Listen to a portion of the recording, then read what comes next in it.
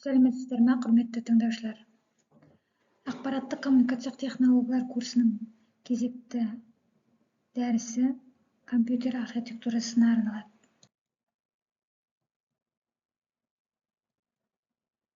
Бүгінгі дәрісіміздің жоспарына келетін болсақ, бүгінгі дәрісте біздер компьютерлік жүйелер дегеніміз не, және оған қандай жүйелерді жатқызуға болады, компьютердің архитектурасы қалай жіктеледі, және компьютердің сандық машиналардың арифметикалық логикалық негіздері неден құралады, не осындай сұрақтарға жауап беріп талдайтын боламыз. Жалпы дәрісіміздің мақсаты бүгінгі күнгі білім алушыларға компьютерлік жүйелер туралы тереңірек білім қалыптастырып, компьютердің ақпараттық жасақтамасымен таныстыру болып табылады. Компьютерлік жүйе бұл бағдарламаларды орындаушы. Компьютерді біздер бағдарламаларды орындаушы деп алуымызға болады. Жалпы компьютер екі бөліктен тұрады: аппаратты жабдықтау және бағдарламалық жабдықтау. Аппараттық жабдықтау бұл компьютердің техникалық құрылғылары болып табылса, ал бағдарламалық жабдықтау бұл программалар. Яғни программалар дегеніміз біздер тізбекпен жазылған командалардың жиынтығы. Жалпы компьютер архитектурасы дегенді қалай ұғасыңдар? Компьютерлік құрылғылардың қарастырғанда оның архитектурасын және құрылымын айыра білу қажет. Компьютер архитектурасы деп компьютер бөліктерінің негізгі жиынтығын және олардың арасындағы байланысты айтады. Ал компьютер архитектурасын қарастырғанда оған кіретін бөліктердің құрамы, олардың өзара байланысы, сол сияқты олардың атқаратын қызметтері де, мінездемелері де анықталады. Компьютер архитектурасы жалпы классикалық архитектура, біздер оны кейде фономен архитектурасы деп атаймыз. Көп процессорлы архитектура, көп машиналы есептеуіш жүйе және параллельді архитектура деп жіктеледі. Көп процессорлы архитектура дегеніміз, мұнда бірнеше процессорлар қолданылатын болса, ал көп машиналы есептеуіш жүйесінде есептеуіш жүйеде процессор бірнеше қолданылады. Ал параллельді архитектурада компьютердің негізгі жадысы әртүрлі архитектуралар бойынша оларда бір басқару құрылғысына байланыстырылатын болып табылады. Жүйелік блок бұл компьютердің ең басты бөлігі болып табылады. Кейде оны біздер компьютердің миы деп те атаймыз. Жүйелік қорап компьютердің негізгі тораптарын қамтиды. Онда жүйелік тақша, процессор, оперативті жады, тұрғылықты диск, алмалы дискілермен жұмыс істеуге арналған диск жетегі, CD және DVD жетектері, бейне сызбалық бейімдеуіш, дыбыстауыш, желілік тақша, енгізу-шығару порттары орналасқан. Аналық тақшаға тоқталатын болсақ, бұл компьютердің барлық құрамдас бөліктері қосылатын күрделі көп қабатты мөлік тақша. Аналық тақша мыс өткізгіш жолшықтар желісімен қапталған. Мына жерде олардың бойымен мәліметтер тақшаға құрастырылған микросхемалармен компьютердің басқа да құрылғылары қосылатын слоттар жеткізіледі. Әдетте компьютер сипаттамасының басында орталық процессордың типі мен жиілігі, оперативті жады сипаттамасы беріледі.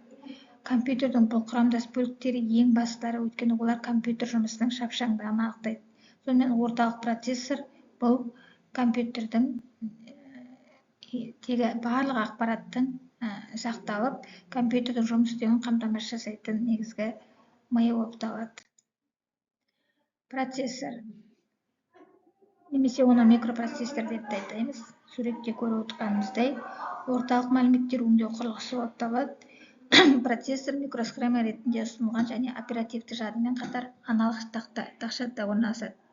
Процессор бағдарламалар жұмысына қажетті есептеулерді орындайды. Оның жылдамдығы мегагерцпен немесе гигагерцпен өлшенетін ырғақтық жиілігімен анықталады. Көріп отырғандарыңыз Атлон маркалы процессордың негізгі сұлбасы болып табылады. Осыдан кейінгі негізгі құрылғылардың бірі бұл тұрғылықты диск немесе қатты диск деп атаймыз бұны біздер. Бұл компьютердегі негізгі мәліметтердің қоймасы болып табылады. Бұнда Дискінің сыйымдылығы әртүрлі компьютерде алуан түрлі болады да, мегабайтпен немесе гигабайтпен өлшеніп отырады. Барлық тұрақты жадта сақталатын ақпарат осы қатқыл дискіде орналаса алады. Алмалы дискілермен жұмыс істеуге арналған диск жетегі. 3,5 дюймдік дискеттерді оқиды. Бұл дискілер ауыстырылатын тасымалдаушы болып саналады. Олардың сыйымдылығы 1,44 мегабайт. Компьютерде алмалы дискілерге арналған диск жетектер А әрпімен көбіне белгіленеді. Қазіргі таңда бұл дискілер көп қолданылмайды. Бұлардың орнына біздерде флешкалар келді, CD-ROM, CD дискілер келді. Тіпті кей кезде бұл дискілердің орнына біздерде бұлтты технологияны қазіргі кезде қолданып жүрміз. Жаңа айтып кеткен CD және DVD диск жетектері. Бұл екеуінің бір-бірінен айырмашылығы CD мәлімет жазылады, бірақ ол қайтадан өшірілмейді. Немесе өшірілсе де қайтадан қайталанып онда дискіге жазылмайды. Ал DVD-де басқа мәліметті кетіріп тастап, оның орнына керекті мәліметімізді жаза аламыз. CD және DVD дискілер бұл ауыспалы тасымалдаушылар болып табылады. Келесі сызбалық бейімдеуіш немесе графикалық бейімдеуіш деп атаймыз. Бұл бейне жады немесе видеорам деп аталады.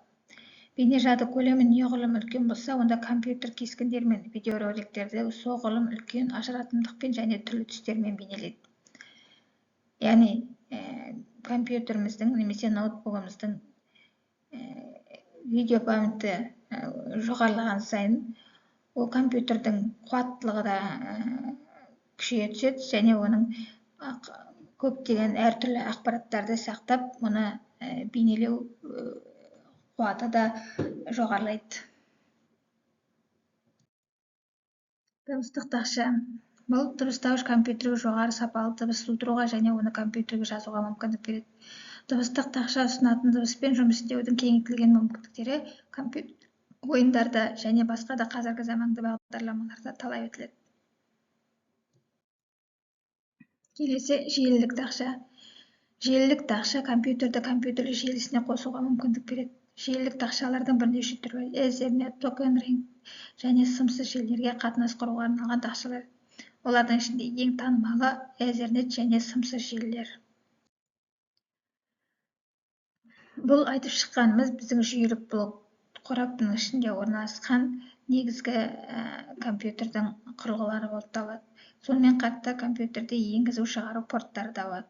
Жалпы порттар дегеніміз бір корпустың алдыңғы немесе артқы тақтасындағы ажыратқыштар. Оларға әдетте кабель арқылы әртүрлі құрылғыларды қосуға болады. Порттарға қосуға болатын құрылғылардың саны мен түрі порттардың саны мен түріне тәуелді болады.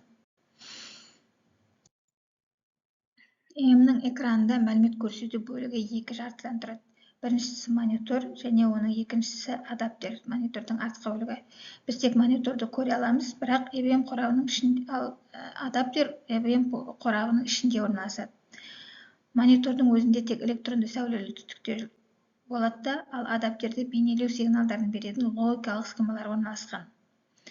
Қазіргі таңда ең кең тараған адаптерлерге мыналар жатқызылады: VGA, SVGA, Super VGA, тағы сол сияқтылар. Пернетақта. Пернетақта бұл компьютерге ақпарат енгізуге арналған құрылғы. Ол бірнеше бөліктерден тұрады. Мысалы, символдық пернелер, функционалдық пернелер, нұсқаушы пернелер, цифрлық пернелер. Тінтугір. Тышқан тәрізді қол тетігі пернелікпен бірге EM-ді басқару үшін қолданады. Маустың екі түрі бар: 3 батырмалы және 2 батырмалы. Шағын компьютерлерде маустың орнына трекбол қолданылады. Бұл дөңгеленген маус. Трекбол жұмыс істеу үшін қолмен жалпы қорапты емес, шарды айналдыру керек. Енді ақпаратты енгізу құрылғыларына сонымен қорытындылатын болсақ, мәтін алған немесе оны сканер деп атаймыз, дигитайзер және осы құрылғылар жатады. Ал ақпаратты шығару құрылғыларына принтер, сканер, әрі енгізу әрі шығару қызметтерін бірге атқаратын құрылғылар бұлар модем және дыбыстық бейімдеуіш, желілік бейімдеуіш. Модем бұл компьютерлерге телефон желісі немесе байланыс желі арқылы өзара мәлімет алмасуға мүмкіндік беретін құрал болып табылады. Бұл әрі шығару және енгізу қызметіне бірге атқарады. Бүгінгі үйге берілетін тапсырма бұл компьютер қорғаным жұмысының блок схемасын құрастыру. Яғни блок схеманы құрып келеміз. Қандай құрылғы қай құрылғымен байланысады және қалайша ол қай жерден шығарылатынын көрсетуіміз керек. Бүгінгі тақырып бойынша жалпы әдебиеттер тізімі мына берілген штрих-кодта келтірілген.